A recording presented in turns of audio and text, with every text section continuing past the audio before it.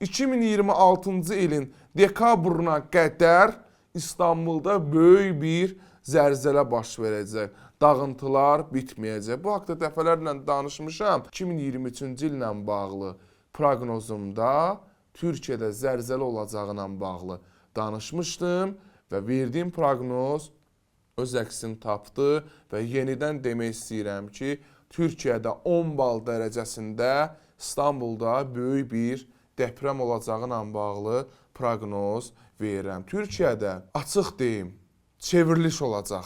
Bu haqda deyim, böyük bir qarşıdurmalar olacaq. Dünya üzərində olan prezidentlərə sui-qəsdlər olacağına bağlı mən proqnoz verim. Verdiyim, baxın, İranın prezidenti ilə bağlı mən qaranlıq görmüşdüm. Bu haqda proqnoz vermişdim ki, yaxşı görmürəm və verdiyim proqnoza baxın öz əksini tapmışdı.